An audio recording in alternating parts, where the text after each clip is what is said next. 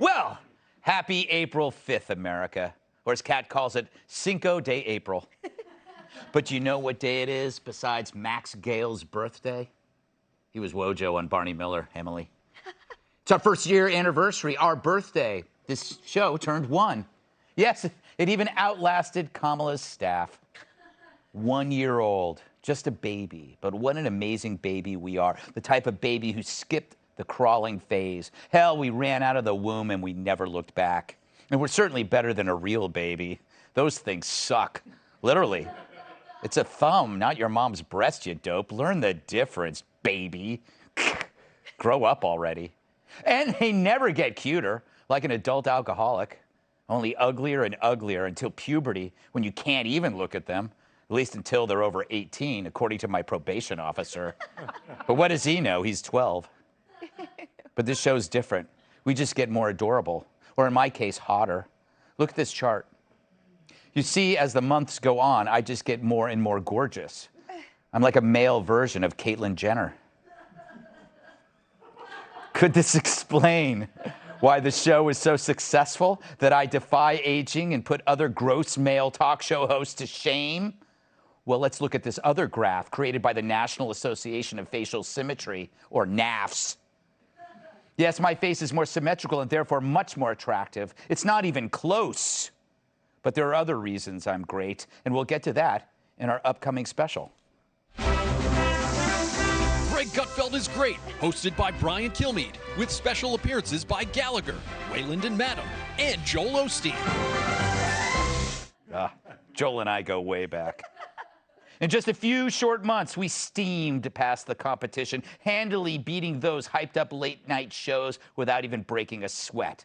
Hell, I'm the Leah Thomas of late night, but with a better ass. We were told it would take years, but it took mere months. Kimmel, Fallon, The Daily Show, Seth What's-Her-Face. Like my pants during Mardi Gras, I'm not sure they're still on. We even beat Colbert, which wasn't hard given how depressing his show has become. It's a little-known fact. The Colbert Show was on in Epstein's cell. Oh, my God. We also crushed our news rivals, too. We forced Brian Williams to retire. We were so brutal, CNN simply crumbled. Chris Cuomo, Jeff Zucker, one could say they'd still be there if we weren't here. And that one would be Jesus Christ. In just 1 year, we've accomplished so much. But so many in the media had to hate it. At the start, they trashed the show. They said we'd be underwater like a Kennedy date until they saw the ratings. Then the haters hid. Where did these critics go? Well, just follow the scent of fruitless masturbation. That's Calvin Klein's latest fragrance. But at least one cable network is covering us. Tonight on the Chess News Network. David Rooks with the Chess News Network covering America's national nightmare, day 365 of the Gutfeld Show. Now, as you can see, these streets are thick with protesters. Oh, here's one now. Miss, you don't know anyone who watches the Gutfeld Show, do you? Actually, I do. Number one. Yeah. Well, you're just one person. No, I don't think you understand. My dad watches it with my brother, and my grandma only sends me videos of Joe Mackey. And I just want to say, thank I love you. you, Greg. Get out of here. Well, congratulations on your stupid show. Back to you, Gus. Yes. You know, a lot of people would say, Greg, you should take credit for this yourself. You really did it all. You're amazing, and I love you. Well, thank you, a lot of people. But it's unfair. Other people were here to help put this show together. Like Kat. Where would we be without her? We'd probably be fine. She's like a toothpick. Skinny, sharp, and easily fits into dark, disgusting places. She's the girl of your dreams. If you want a blonde Freddy Krueger, she's like last week's Christmas tree. Out in the street after covering your floor with needles. She always has the last laugh because anyone who hears it immediately wants to die. She thought AA was BYOB. She's like an alarm clock. Will not stop making noise until you pay attention to her. Everyone at the bar yells cheers when she finally leaves. Fox News contributor Kat Tibb. Yeah. Yes. Also, there's Tom Shalhoub. He's been here since the beginning, like Adam, Eve, and Nancy Pelosi. He does a better Joe Biden than Joe Biden. Come on, man. I don't need any notes. And you can take that to the bank, you lying dog-faced. Take it easy. Take it easy. Don't let the sound of your own wheels drive. Let's go, Brandon. Let's go, Brandon. You know, when a problem comes along, you must whip it. Before the cream sets out too long, you must whip it. When something's going wrong, you must whip it. Do, do, do, do. Whip it good. And I am ready to go. I am ready to dance, man. I love that. Beautiful. And what can you say about our angry black male?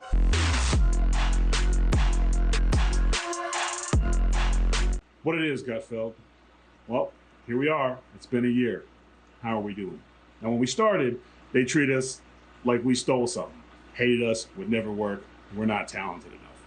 Well, they were kind of right. We did steal something. We stole the #1 spot. And we even spotted them 25 million. 25 million! And we still put hands on you. And now we're running stuff. So special shout out to Kat Timph, Tom, the whole team, Gene, everybody who makes it work, both Gabrielles or Gabbies, whatever they're comfortable with. It was a team effort. And we're kicking ass and taking names. So Gutfeld, I guess you are the luckiest leprechaun of all time.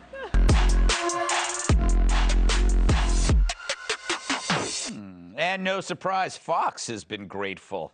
Our ratings translate into dollars, and we're making the top brass very rich as we become addicted to pills. Here are some workplace well-wishers. You can feel the love. Dana, are you excited about the 1-year anniversary of the Gutfeld show? It's only been 1 year. It's like dog years. It feels like 7. Hey, Jesse, it's the 1-year anniversary of Gutfeld. Anything you want to say? I'm sorry, I gotta get to a meeting. Susan Lee, anything to say for Greg's anniversary? Yeah, he owes me money. Greg? Who's Greg? Yeah, what's up? Bill Himmer, anything to say about the 1-year anniversary? Who's this for? Greg Gutfeld? Gutfeld. I'll pass. Well, anyway, the show became the talk of the industry. Like my random explosive diarrhea, people either loved it or hated it, but they couldn't stop talking about it. There is a new king of late night, and his name is Greg Gutfeld. Fox News found a good thing. They can make fun of liberals, and they are doing it to great success. So true, but even better, when he had Quentin Tarantino on, and they both got high, and then they tried to analyze this show. I've heard you talk about on your show, the Gutfeld show, but talk to me more in detail. What do you think about him per se? I mean, we did a bit on that. I don't remember talking about it because, honestly, I don't know it. Oh, have you watched a couple episodes of his show? No, but no. You haven't watched it? No. Not even 2? Not 2 seconds. Not 2 seconds? No. That's why we didn't do a bit on it, it's issue on it. Greg Gutfeld is working now. Yeah. There's something to work from. But the left is goofy in a lot of ways. So there is material now for someone like Greg Gutfeld to work with. Maybe he's doing it and I'm missing it, but I'm going by what they say in my writer-producer meeting. It does have a feeling of the, whatchamacallit, the Wally George show. All right. But that's actually insincere because We're out of I don't want to talk about his show for that much on this show. Oh, I don't care. No, but I'm much more concerned that we're out of pot. Oh, that was amazing. I wish Tarantino had completed his thought, but it's kind of nice to see them chatting about this show. It means we've punctured their bubble, and we're not done. We should also thank our producers who make me look better than I really am, if that's indeed possible. But the biggest thanks go to you, dear viewer. You checked us out, and like a serial killer dismembering a victim, you liked what you saw. You stuck by us. You spread the word. And now we're the most successful late-night show in the history of all television. That's probably not true, but are you going to fact-check it? Really? Yeah, right after you clean behind your refrigerator. But that's the beauty of TV and the beauty of me. Thank you, America. On to another year of us. Let's welcome tonight's guest. He's so white he has to wear sunscreen to the planetarium. Fox News contributor Tom Shalhoub. She talks so fast, she makes me feel like I should be placing a bid on a cow. Outnumbered co-host Emily Campagno. If his audience member busts a gut, it's because they have appendicitis. Actor, writer, and comedian Jamie Lissow. And April showers is her reminder to bathe this month. Fox News contributor Kat Timm. Now, I believe because this is such a special evening, we should have some cake. Do we have cake? Oh, look who's here. Oh, it's All Jean. right. Jean brought us some cake. It's so nice of you to get dressed up. You're also a bike messenger, apparently. Can you slice it up for us? And then get it to all the guests? And don't take your time or anything. My goodness. You'd think you'd take more, input. Emily, how are you? I'm so excited for you. You guys, happy birthday. Honestly, Yes. this is awesome. This is awesome. I'm really thrilled for you. It is kind of amazing how many people I can fit on my coattails, especially you. You're welcome that I'm sitting next to you. No, I'm genuinely so excited for you and so thrilled. I think this is an amazing accomplishment, really. And I know I definitely represent millions of people in that support and that love and just seeing you shine. I think that I'm truly thrilled to be here tonight to support you in the anniversary. Everybody, I mean, I speak for the whole team in terms of my respect and admiration and just happiness Not so for you fast. guys. I don't know if you speak for me. But I show support and gratitude for the whole team. Oh, there you go. Jamie, I mean, you must be incredibly grateful because I'm able to fly you out of Alaska to come here and change your sad and lonely life. It's really amazing. I just want to point out that cake thing was less organized than Bill Maher and Quentin Tarantino's podcast. It was, which I didn't think was possible. And we rehearsed it. Someone should tell those guys that they're recording that podcast. 'Cause I don't think they knew. That was amazing. Well, okay, let me ask you this. Yeah. What did you think Quentin Tarantino was about to say? That's what I'm like trying to. It's obvious he's watching it. He's watching it. And it's like you couldn't say if he was gonna. He mentions Wally George, which was a kind of a satirical. Thank you, satirical. Parodied. He pretended to be somebody. Maybe that's what he thought I was. Or that it was insincere. But I got the feeling that he liked it. I think so, and I think you would know because I think you have like the most context. Do you believe that Bill Maher only watched 2 seconds? No, that was baloney. But then again, he might not watch anything. That's true. If I were Bill Maher, I wouldn't watch anything. I'd go, I'm almost going to die soon. That's true.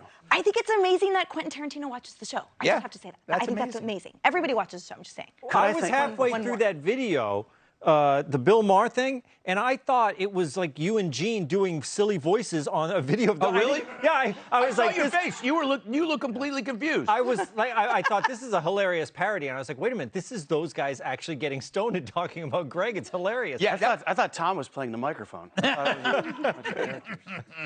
So, Kat, take the stage. Talk about this. You've been on this show since the start.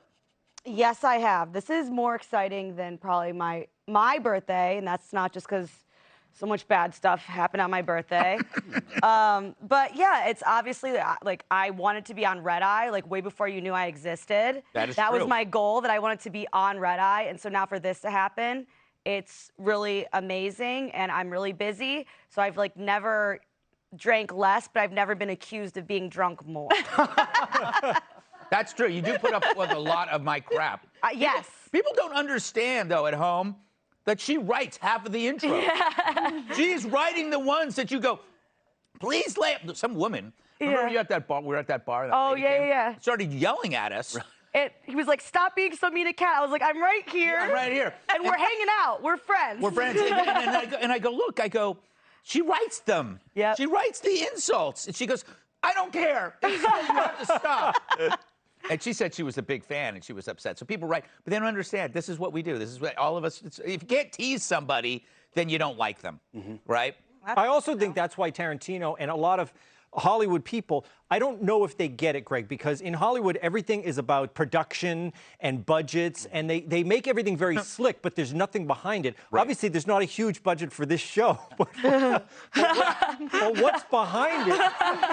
What I'm saying. He just on the show. This is what I'm saying, Greg. Obviously. Yeah. I think he watches it and he says, wait a minute, how is the show getting such high ratings when, in fact, it's just a bunch of people having fun? And it does have the feel of something thrown together. When I used to watch Red Eye, I was like, am I the only one who loves this show? Like, I couldn't believe that other people loved it as much as I did. And then when I saw the ratings, I was like, oh, I'm not alone. Yeah, well, the thing is, a famous person once said about this show that we don't let professionalism get in the way of the product. That's perfect. I don't have any of that. Yeah, but I mean, it's true. It's like, it was like a throwaway comment.